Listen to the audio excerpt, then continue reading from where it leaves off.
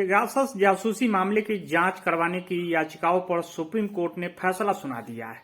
अदालत ने जांच के लिए एक्सपर्ट कमेटी का गठन किया है, जो सुप्रीम कोर्ट के रिटायर्ड जज आरवी रविचंद्रन की अध्यक्षता में काम करेगी। इस कमेटी से कहा गया है कि पेगासस से जुड़े आरोपों को तेजी से जांच कर रिपोर्ट सौंपे। अब 8 हफ्ते के बाद फिर इस मामले में सुनवाई की जाएगी। इसके बाद कांग्रेस और बीजेपी में वार पलटवार का दौर शुरू हो गया है। पार्लियामेंट के सेशन में हमने पेगासस का मुद्दा उठाया था। पेगासस देश पर, देश के इंस्टीट्यूशंस पर एक आक्रमण है, अटैक है। और हमने 3 सवाल पूछे थे।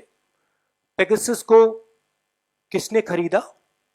क्योंकि पेगासस को कोई प्राइवेट पार्टी, इंडिविजुअल नहीं खरीद सकता है। पेगासस को सरकार ही खरीद सकती है, ये एक हथियार है। और हमने पूछा था सरकार में ऑथराइजेशन किसने दी, साइन ऑफ किसने किया। दूसरा हमारा सवाल था कि पेगासस किन किन लोगों पर डाला गया था, किन लोगों की टैपिंग की गई थी, किन के फोन्स इन्फेक्ट किए गए थे।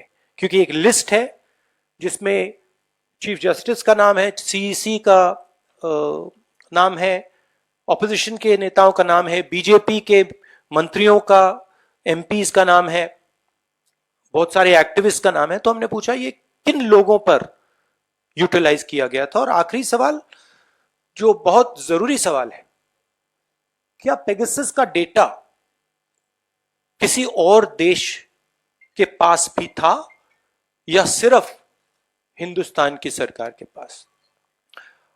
जवाब नहीं मिला। हमने पार्लियामेंट रोका, जॉइंटली विपक्ष मिलकर एक साथ खड़ा हुआ और हमने पार्लियामेंट को रोका।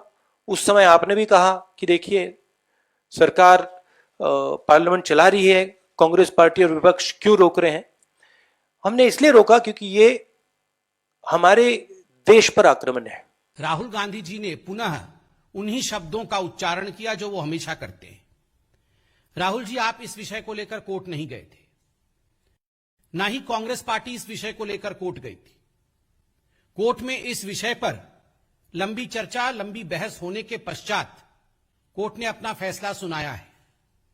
और पेगासस मामले में एक बहुत महत्वपूर्ण बात है, सरकार के एफिडेविट के साथ में बैठा हूं, आप देख सकते हैं सरकार ने जो एफिडेविट दिया था उसमें स्पष्ट रूप से सरकार ने कहा है कि हम निवेदन करते हैं कोर्ट से कि जो फॉल्स नरेटिव कुछ वेस्टेड इंटरेस्ट के ग्रुप के लोग पेगासस मामले में पूरे देश में बनाने की कोशिश कर रहे हैं, उस नरेटिव को ध्वस्त करने के लिए यह आवश्यक है कि एक एक्सपर्ट्स की कमिटी गठित की जाए, एक एक्सपर्ट्स की कमिटी बनाई जाए।